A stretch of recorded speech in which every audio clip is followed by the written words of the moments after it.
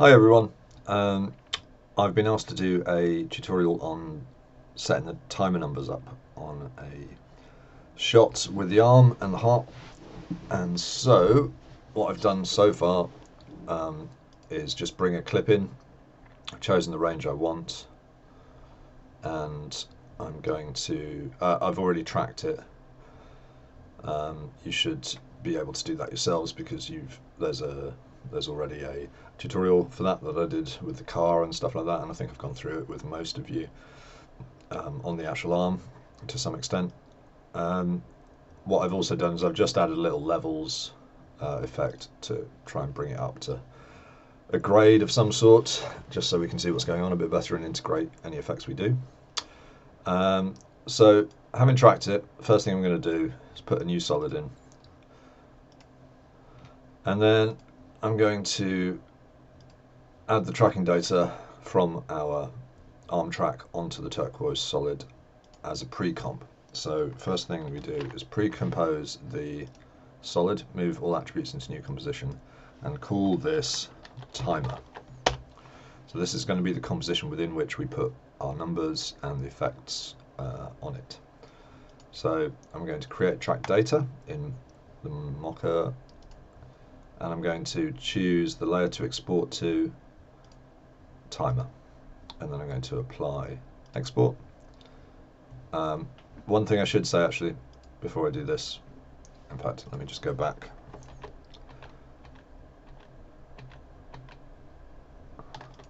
So in your Mocha a Mocha layer, if you go into Mocha, you'll see, if I highlight the layer that I've tracked, here is the first frame in which there's no shadow over the track points and the finger is away, and that's the frame I'm going to take to be my start point for any pinning or for applying the track, so that we know that we're tracking a solid shape onwards from there. And if I go back, you'll see that it swings off once the shadow comes in. The surface gets really distorted and stuff, and I've sort of manually tracked on the heart a little bit. It's not perfect, but it should be enough for what we're doing,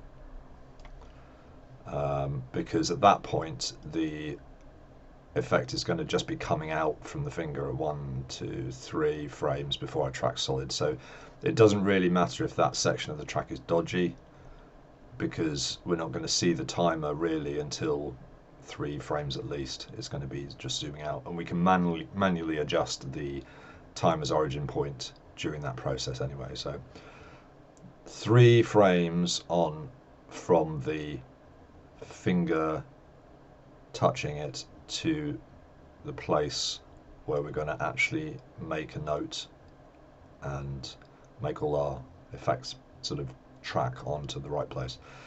So at that point where you've got the start of your solid track, what I want you to do is make sure that you apply a surface. The surface is this blue box you can see around it, and then I want you to use this tool up here, which expands the surface to the borders of your composition. You may be in a different mode. You may be in Essentials, in which case it won't. Oh, it is up there in Essentials. But some of the modes, it'll be somewhere else. So if you can't see it up here, for example, maybe it's in all of them actually, big picture.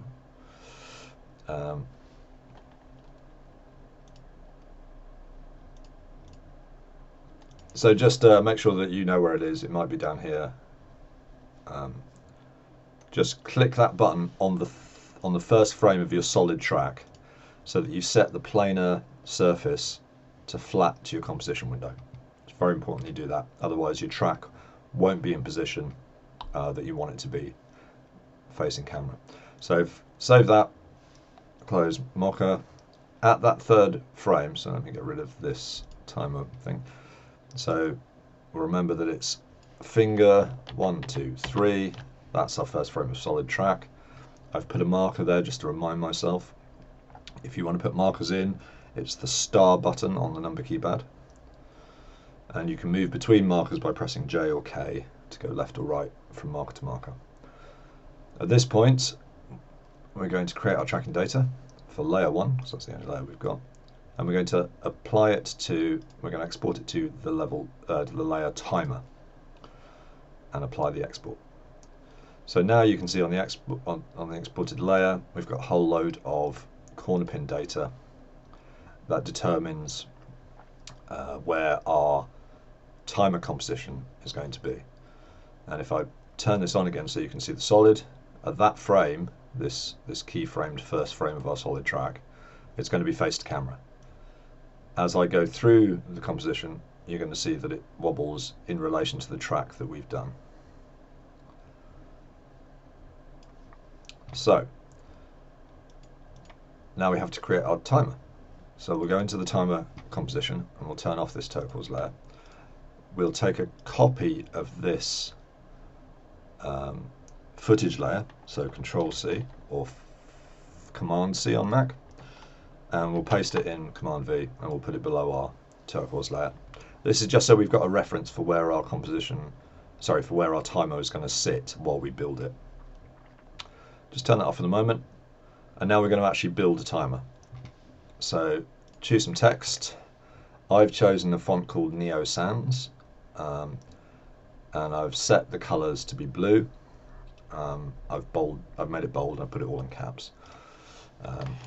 So I'm just going to type out some numbers that refer to it. So let's say he's got 3 years and 200 days, 12 hours, and then I'm going to put a colon. And that's going to be our first block. We're going to make 3 blocks. We're going to make one for all that data, so years, days, hours, and then I'm going to make one block for minutes and one block for seconds. So I'm going to deselect that, and then I'm going to make another layer, and I'm going to do this as minutes.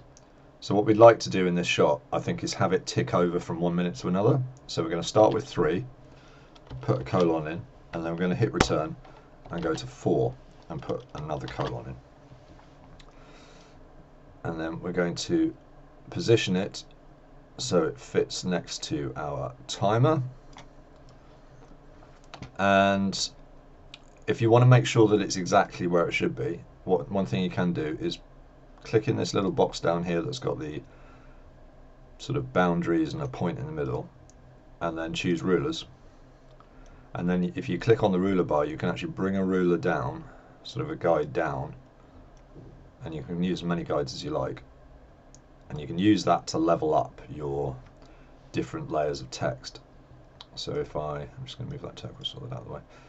So if I move this, and you can move the rulers as well, so if I really get them close to the 2 on the previous thing, that's going to give me a really good idea about whether or not my 3 and 4 are fitting. So that looks pretty good. It's maybe a bit close to the 2, so let's move it over a bit.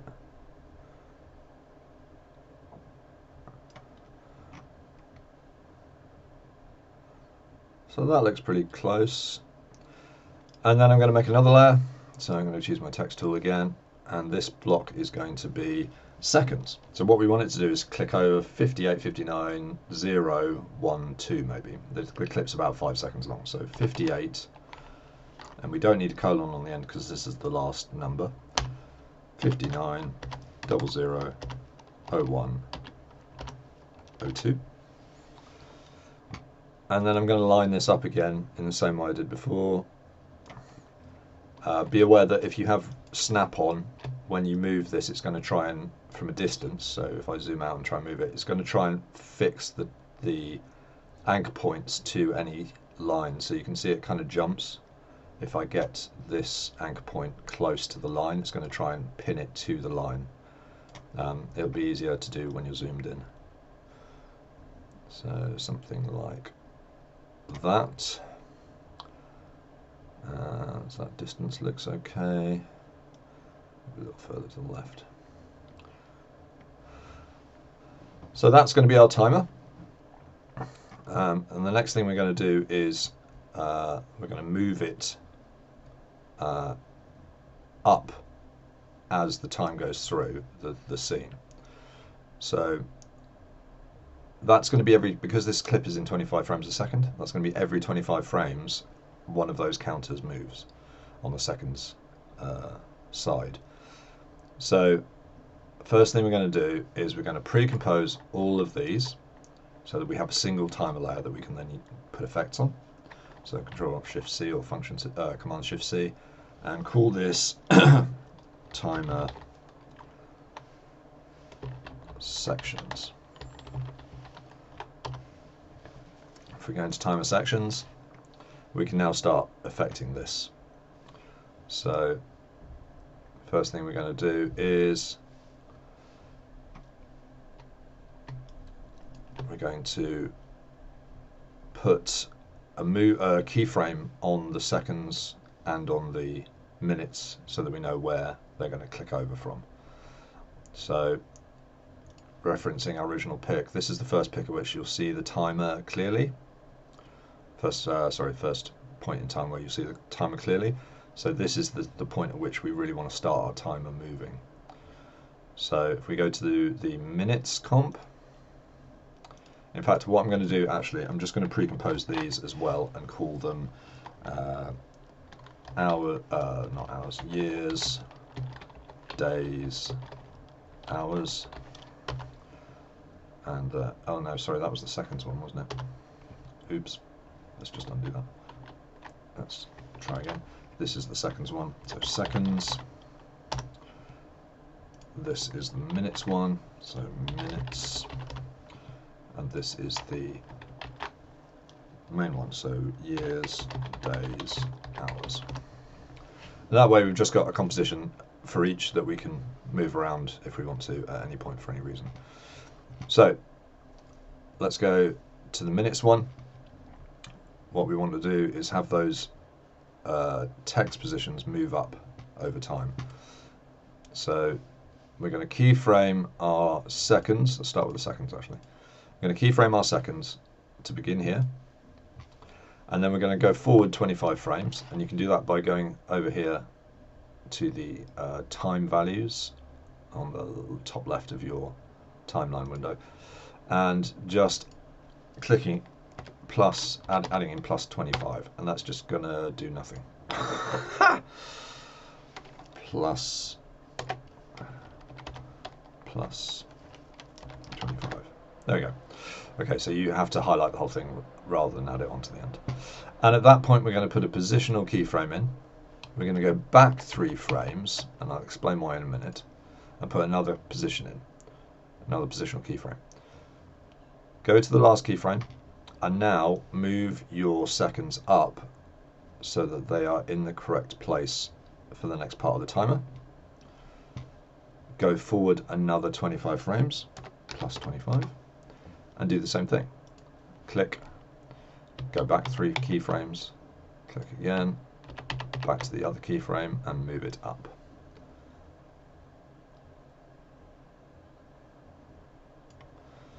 And then once more, go forward 25 frames,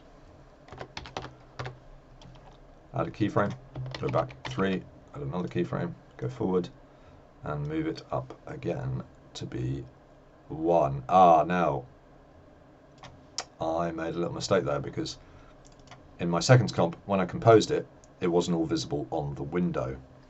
So I should have thought about that earlier and moved it up. So all we're going to do now is just move that all into view, like that. Go back to our timer sections, select all these keyframes, and just readjust them so that they fit where they should do. And hopefully that should mean now when it comes up to the top, we have all our keyframes in the right position.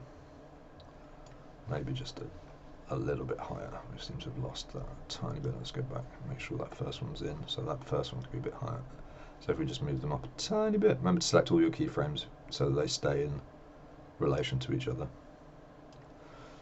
Let's just check the last one. I think that's just a bad keyframe, so let's just move that up a little bit. There we go. So let's just check that they all look. That one's a bit low. Make sure you zoom in a bit. I was being a bit slapdash before. You want to get it as close as you can to fitting in the window. And then the last one, we don't actually need the last one because there's not 25 seconds between 25 frames between that last keyframe and the end of our clip. So that won't change at all. Let's just double check that. 1, 2, 3, 4, 5, 6, 7, 8, 9, 10, 11, 12, 13, 14, 15, 16, 17, 18, 19, 20. So no use to us. So we can forget about the 2-bit there. The next thing we need to do is make sure that at this point where the 59 becomes 0, so there, we have our 3 in the minutes become 4.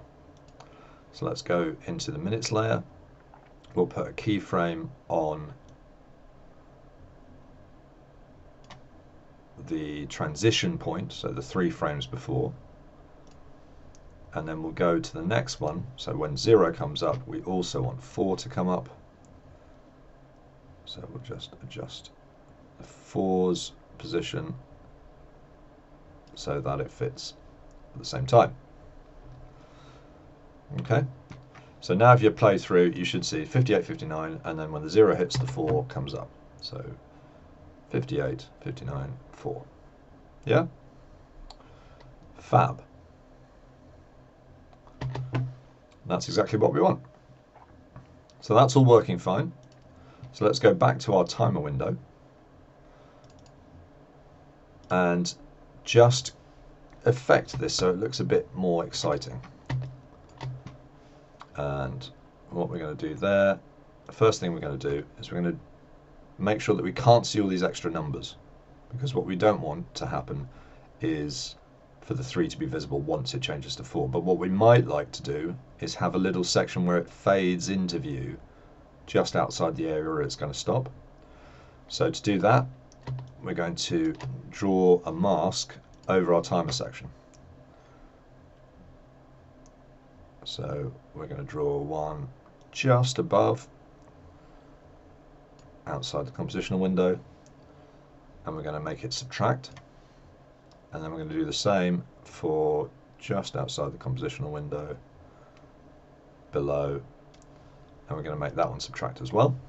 So now we'll only see the numbers. Oh, make sure that this extends to the bottom so that we don't have any slipping under the underside. So make sure that we can only see the numbers we want. But now it might be nice if I find a kind of midpoint during that transition, like there. See, we've got a little bit outside the area that we're actually viewing the timer in. If we select both our masks, open them up, and extend the feather, we're going to get some fade in, which is quite nice. And you'll see that I've got some side fade in on this, and that's because this mask here isn't wide enough. So I'm just going to make sure that they're wider than we need them to be, so that we don't get any feather on the sides of the numbers, sorry. And then I'm going to maybe change the expansion as well, because it's a little too far away. So we want to bring it in so it's just a tiny bit visible, like that, so that when we're actually on the solid number, we can't see any of the data underneath. And in fact, you can see it fades off my actual level, number 4. So we're just going to pull that feather back as well until we get a solid 4.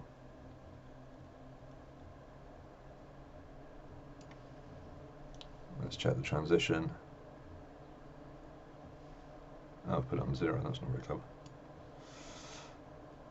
I need a bit more than that. So maybe expand it a little bit more.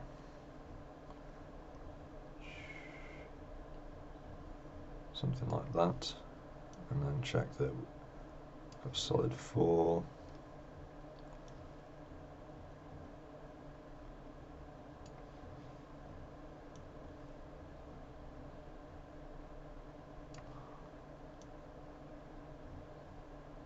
So solid 4, and then a little bit of feathering as it goes out. And maybe what you want to do is just mess with the mask edge to control that feathering a bit.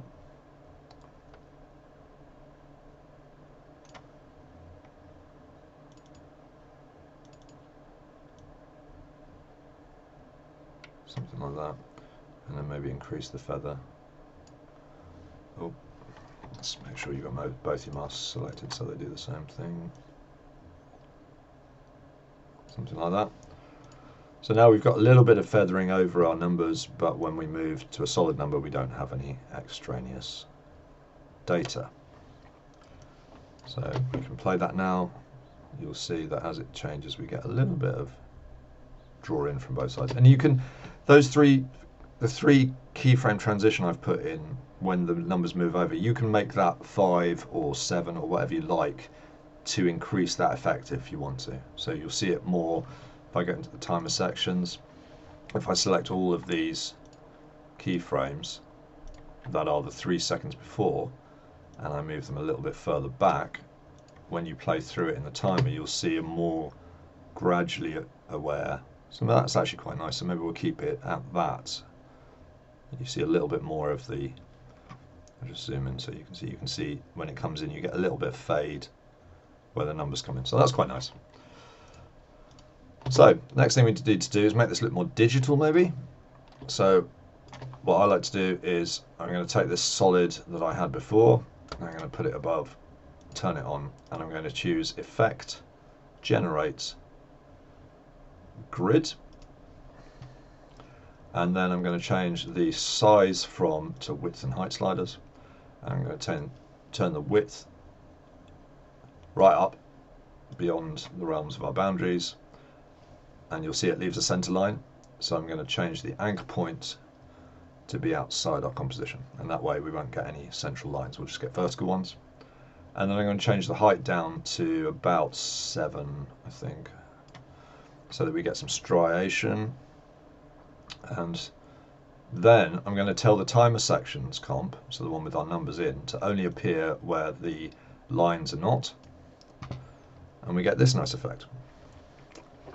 So that's kind of a futuristically digital looking thing. Then I'm going to put a glow, so stylize glow, and I'm going to change the threshold so we get more blue in that glow maybe, and I'm going to change the radius of the light a little bit, so when you move in you can see you've got this kind of like glow coming off them. You can increase that, change the threshold so it stays blue, something like that maybe, and then maybe another glow, duplicate that. This one, what I'll do is I'll change the radius right out, but I'm going to change the glow intensity right down, so it just gives you some extra data. So with the first one it's a very tight glow, just gives the edges of the numbers a little glow. In fact we could probably increase that a little bit just to make it a bit more visible. But then the second glow is a wider one that spreads the light across the striations. We can change the threshold to keep that close to blue, something like that maybe.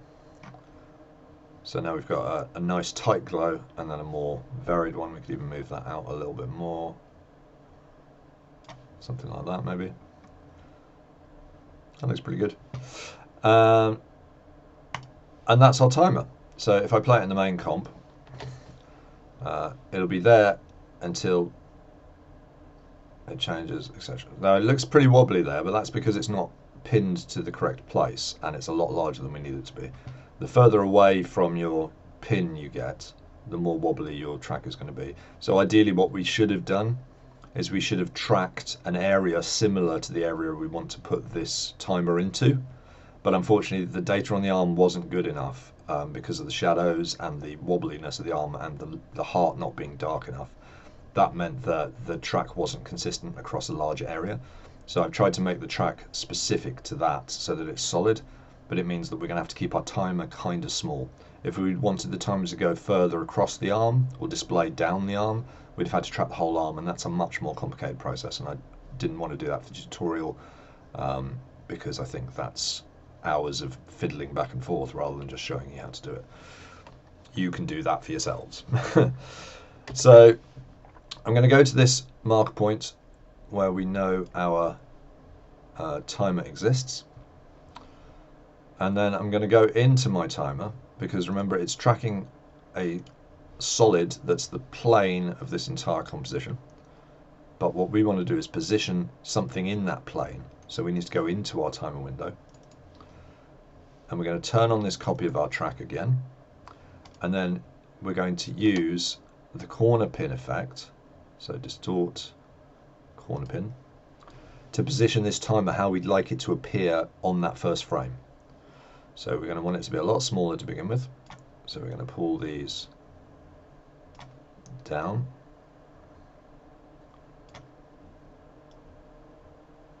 That's probably too small. And we're just going to try and get it to sit kind of over the area that we like to see it at.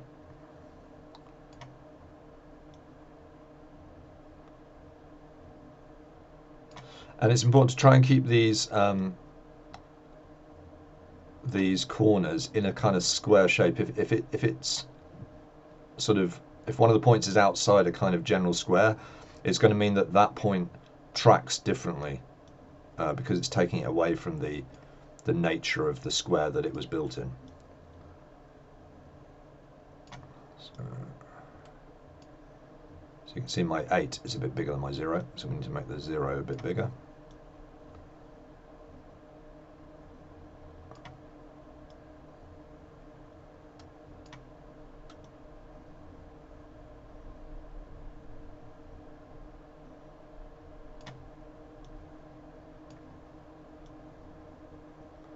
And you can mess around with this for a while until you're happy with it. And you want to think also about it looking like it's in the right perspective. So my numbers aren't very straight at the moment. I want to have them a bit more vertical, so let's try and make the square a bit more vertical. That's better. So otherwise it looks like it's leaning backwards, and we don't want it to do that. We want it to lean forwards.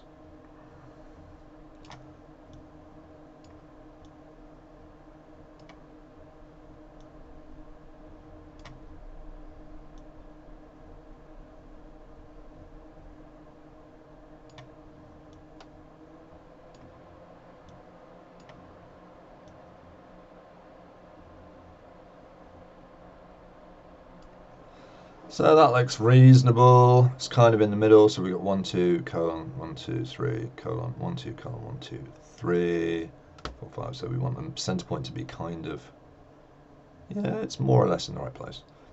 You can fiddle with that a little bit more for yourselves. And I'm just trying to level up the verticals so that they stay. If the verticals are straight, that means the track is going to be straight. Sorry, the display is going to be straight. And we want the verticals to generally be straight even if the horizontals aren't. So maybe this needs to come down a bit. And these both need to come in a bit.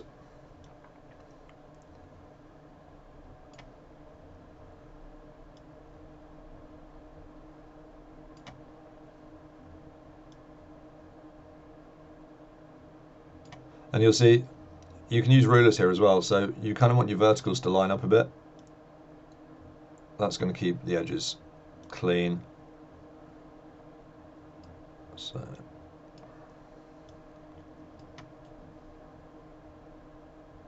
and then try and keep this angle between left and right on top and bottom similar, so that your track stays basically flat. But that looks more or less like it's in the right place. Everything could be moved over a little bit maybe, so maybe I'll just select all of these. Oh, you can't select all of them. Never mind. Let's just move them all over to the left a little bit in the same horizontal process.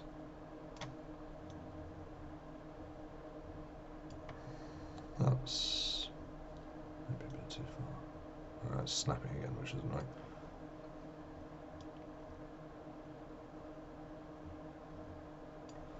Anyway, you can fiddle with that, but that looks like it's more or less in the right place. So let's turn the guides off so we can see. We don't want to see our masks for the moment. That looks basically like it's in the right place. So let's get rid of our underlying layer. So now we just have this in our comp. And in this comp, it doesn't do anything but change the numbers. But when we go back to our tracked comp, the point at which the track starts, it should then basically track. It's a bit wobbly, but you can clean up your own tracks. This is just to show you how to position that in relation to the thing. Now, one of the things we can do to get away with some wobbliness is to put some sort of effect on it that's going to basically make that wobbliness something more interesting.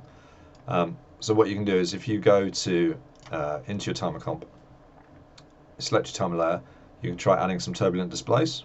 So this is distort, turbulent displace, and down here change the turbulent to maybe horizontal displacement, and then open up the evolution, and then you can select the random seed, make a keyframe. So if I go in here to show you where the keyframes are, so we've made a keyframe here, maybe go forward a couple of frames, 3 frames maybe, change that position, sorry, that random seed, go forward a few keyframes and put it back again, and then you'll see what happens is, let's just take the actual amount, because we don't want it to displace quite that much. I need it to look like it should do at the start, so maybe 7. Bring the text size down would be good. And make it more complex.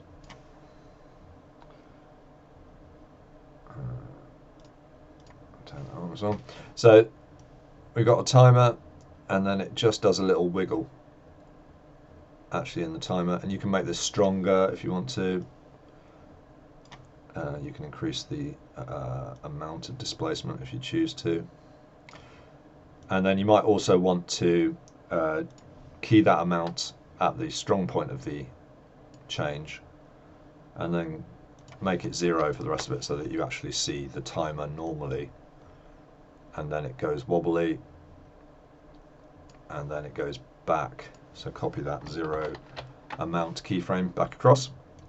So now you get this kind of wiggly shimmer, and then you can copy both these and place them at other points in your, don't make it too regular, it'll look weird, maybe move these ones back a bit.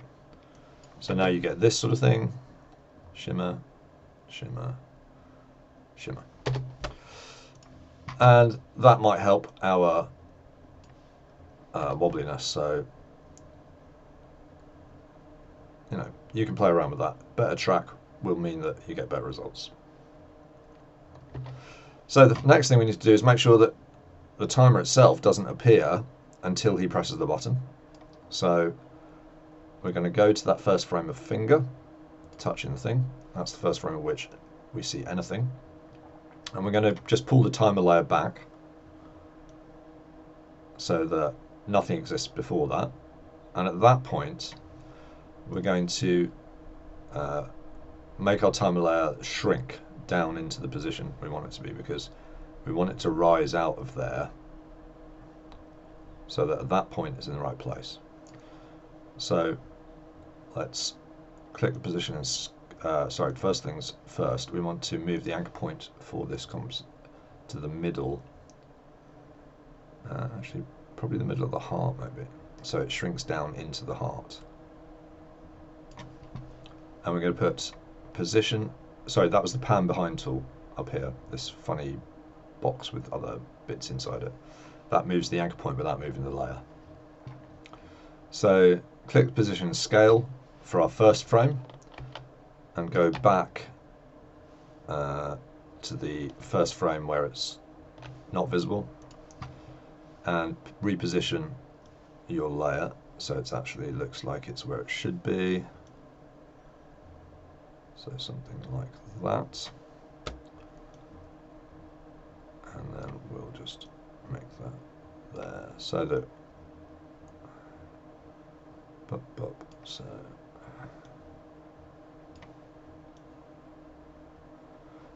and then on our first frame we're going to make the scale 0 so that when it comes up it's going to bop bop bop, so it needs to just adjust the position in other places. That's bop bop bop. So you can mess around with this. Obviously this is a little bit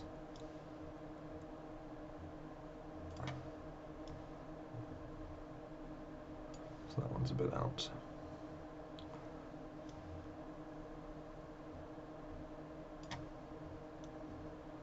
Plop. Yep. So now it shoots out, and we can put some motion blur on for our layer, so that as it comes out, it zooms.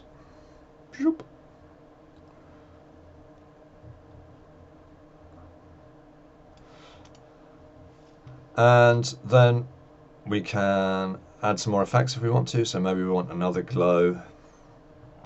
Generate. Sorry, not generate. Stylize.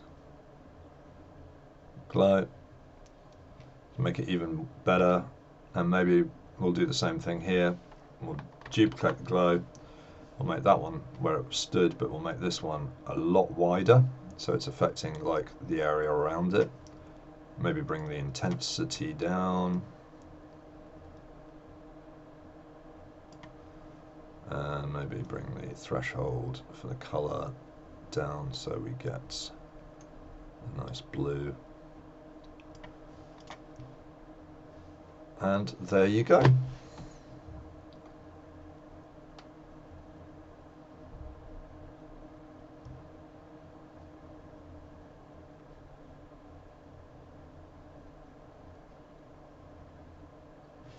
And obviously you can stylize your timer in any way you like. You might not want it to look so digital. Maybe you could have even a square one or a clock face with some other numbers coming off it. I mean, get creative.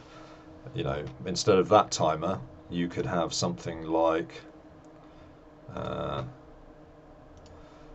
you could have some numbers in a section. So maybe like 03, and then you could have 200, and then you could have 12, and then in the middle you could have a kind of clock face maybe. So you could design a section in the middle,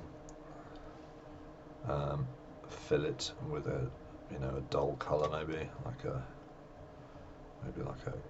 bluey grey, and you could affect different stuff. So you could have like a line, and then that could come off maybe to here. Oh, ignore that. And then you could do another one here like that, and then maybe another one here like that. So you can do something like that. Obviously with those three you need to take the fill off. You need to take the fill off, so it's just the lines. And then in the middle you could have like an actual clock face maybe. So you could design some so instead of doing numerical distances, you could have a kind of a minutes and seconds situation, and all you do is you'd rotate this line once for seconds, and then this one would just click over a little bit for minutes, and you'd keyframe those in the same way that you would keyframe the digital readout. So you get creative. You don't have to do a purely digital one, and you can make these different colors. You can arrange them however you want to. Make it so you've put some effort into it and it's yours. Don't just copy mine. You know, change the color, change the style, change the font, change whatever it does. One of the things you could also do at this with this layer, if you do it in a digital format, is if you go into your timer layer, you could actually make this layer 3D and make the spin points kind of in the middle at the bottom maybe. And then you could change the rotation of this, so where it comes out, maybe, let's go to the start, so maybe we change the rotation of this, so maybe it spins out. So we'll put a rotational keyframe there, and then we'll go forward maybe, I don't know, 15 frames, something like that, and we'll make it spin out. And then what will happen is as it comes out, it will do this. Oh, sorry, this is the non-comp, because we need to do this inside there so that it spins this lot. So let's new null object, select all these layers and make them all 3D, and then put your null object spin point in the middle of the others. So where's the middle? It's about something like that. And then connect these three to your null, and that will mean it spins them all together in one place.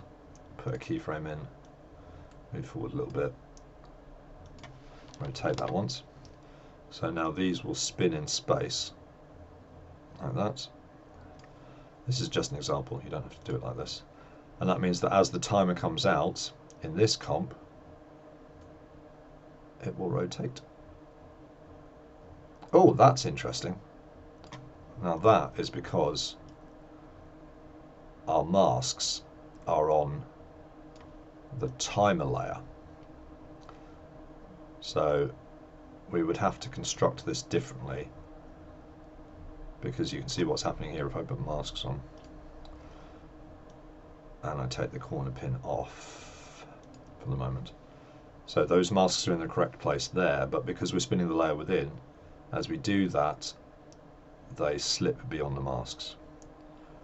So to correct that, what you'd need to do would be to take these masks and zoom them all the way, all across, so that that horizontal spin is covered at every point, like that. And now as it spins, it stays within the mask bracket. So now if we go back here, you can see as it comes up, why is that in a different place? I didn't move that. Oh, it's because I took the corner pin off, isn't it? So put the corner pin back on. So as it comes up, it just spins around, and maybe that spin happens only at this point. So go back in here, let's move that first keyframe to there, and maybe it only just comes out spinning. Maybe that's a bit long. Let's play it, let's see. So you can do little effects like that if you want to. Or you could have it spin upwards, or you could have it come up in a straight line and then expand outwards. So we could change the horizontal scale, point at which it's spinning, let's say here. We can change the horizontal scale by unclicking that link button, going forwards to where it stops. Oh, sorry, and making another keyframe. So maybe the width changes. In fact, we should do this inside the other comp, because this is going to shift it over to the side, isn't it? Yeah. But maybe you can keyframe a kind of movement on it. You know, I know that flies off to the left, sorry, to the right, but you know, you could have it spin, come up, do different things. Maybe it shoots straight up from where it is. Maybe it comes out in a cone. You know, you can bend it. You can, you know, we can do all sorts of things to it. You could even go back in here and pre-compose this whole section. Call this timer numbers for effects. And then you've got a single layer that has all of this information on.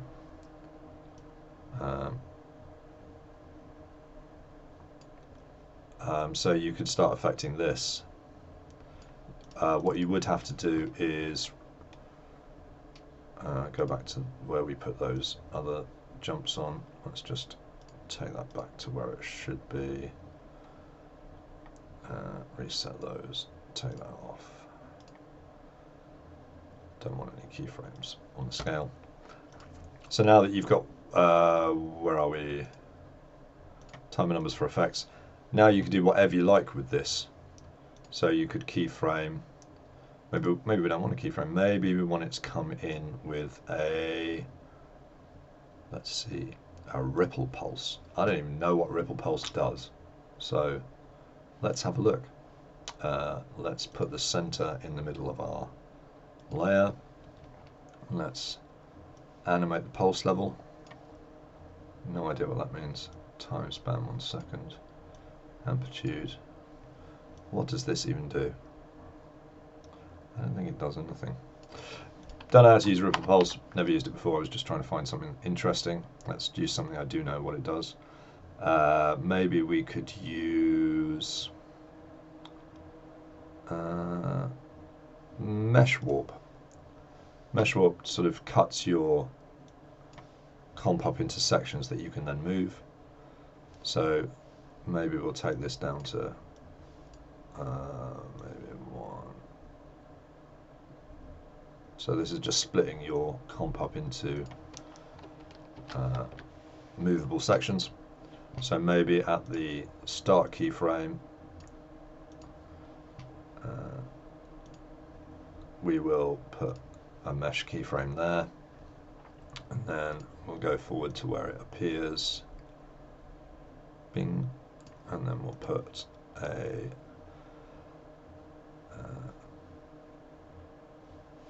I'll just move. Actually, let's just copy that keyframe across. So we'll take that keyframe, so that's there, and then we'll go to the first one and we'll mess it up. Click on mesh warp, and then we can just do this sort of stuff.